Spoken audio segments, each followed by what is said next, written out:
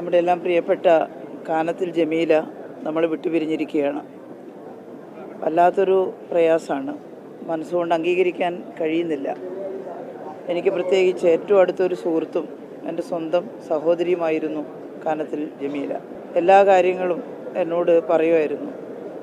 ഈ അസുഖം ഐഡൻറ്റിഫൈ ചെയ്തതിന് ശേഷം വിളിച്ച് ഇങ്ങനെയൊന്നുണ്ട് എന്ന് പറഞ്ഞപ്പോൾ അത് സാരമില്ല, നമുക്ക് ചികിത്സിച്ച് മാറ്റാൻ കഴിയും, ഇപ്പോൾ നല്ല ട്രീറ്റ്മെൻറ്റൊക്കെ ഉണ്ട് എന്ന് പറഞ്ഞ് ജമീലയെ ആശ്വസിപ്പിച്ചു. സത്യം പറഞ്ഞാൽ ജമീല ഇങ്ങോട്ടാണ് സാരമില്ല ടീച്ചർ, അതൊക്കെ സുഖാവും എന്ന് പറഞ്ഞത്. പക്ഷേ കണ്ടുപിടിക്കാൻ കുറച്ച് വൈകിപ്പോയി എന്നാണ് തോന്നുന്നത്. രണ്ടാമത്തെ സ്റ്റേജ് കഴിഞ്ഞിരുന്നു. അതുകൊണ്ടാണ് നമുക്ക് ചികിത്സിച്ച് സുഖപ്പെടുത്താൻ കഴിയാത്ത അവസ്ഥ വന്നത്.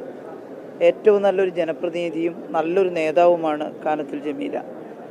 ജനപ്രതിനിധി എന്നുള്ള നിലയിൽ പഞ്ചായത്ത് തലം മുതൽ ബ്ലോക്ക് പഞ്ചായത്തും അതുപോലെ തന്നെ ജില്ലാ പഞ്ചായത്ത് പ്രസിഡൻ്റായും ഒക്കെ വലിയ തോതിലുള്ള നേതൃത്വപരമായ ഇടപെടലാണ് വികസന രംഗത്ത് കാനത്തിൽ ജമീലയുടെ ഭാഗത്തു നിന്നുണ്ടായത്. ജമീലയുടെ നഷ്ടം വളരെ വലിയ ദുഃഖമാണ് ഉണ്ടാക്കിയിരിക്കുന്നത്. ആ കുടുംബത്തിനും വലിയ ദുഃഖമാണ്. കുടുംബത്തിൻ്റെ ദുഃഖത്തിനോടൊപ്പം പങ്കുചേരുന്നു. അതുപോലെ കൊയിലാണ്ടി മണ്ഡലത്തിലുള്ള ജമീലയുടെ പ്രിയപ്പെട്ട വോട്ടർമാർ, അതുപോലെ മഹിളാ അസോസിയേഷൻ്റെ പ്രവർത്തകർ, പാർട്ടി എല്ലാവരുടെയും ദുഃഖത്തിൽ പങ്കുചേരുന്നു.